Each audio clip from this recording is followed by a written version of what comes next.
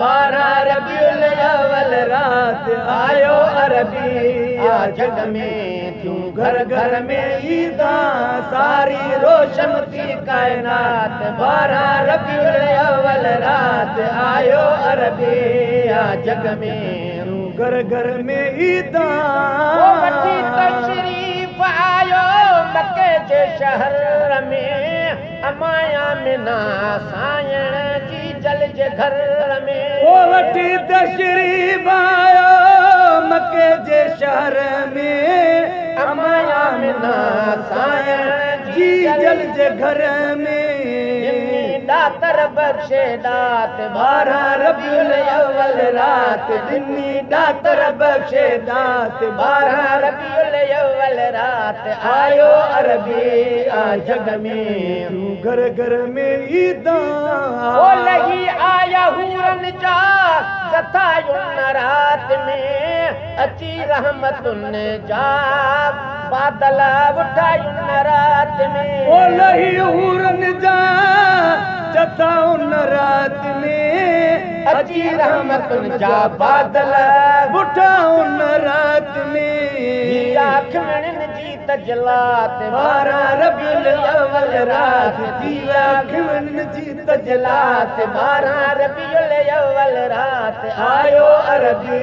आ जग में क्यों घर घर में ईदां 360 बुद्धा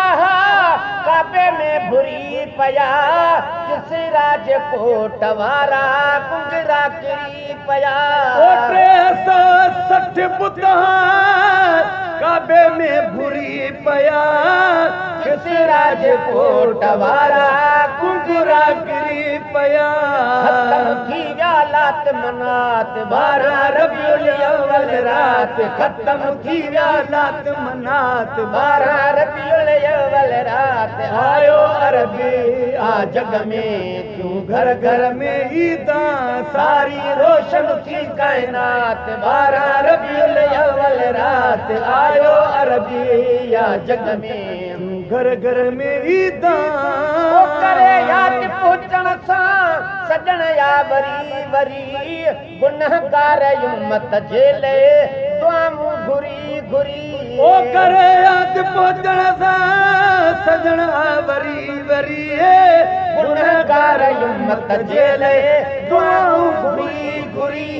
आई बिगड़ल हुई जा बात 12 रबीउल अव्वल रात ठाही बिगड़ल जा बात 12 रबीउल अव्वल रात आयो अरबी आ जग में घर घर में ईदां ओ कुर्ब करम जूं ॻाल्हियूं कजन छा निशाबर हमिलन वारियूं अमिड़ियूं खुश थियूं सरासर ओ कुर्ब करम जूं ॻाल्हियूं कजन छा निशाबर हमिलन वारियूं अमिड़ियूं खुश थियूं सरासर माणे पुटड़न जी सौगात 12 रबीउल अव्वल रात माणे पुटड़न जी सौगात 12 रबीउल अव्वल रात आयो अरबी आ जग में घर घर में ईदां ओ हाजी बचल हुसैनी बड़ो शुक्राना खुली रहमतुल जा आया खजाना ओ हाजी बचल हुसैनी बड़ो शुक्राना खुली रहमतुल जा आया खजाना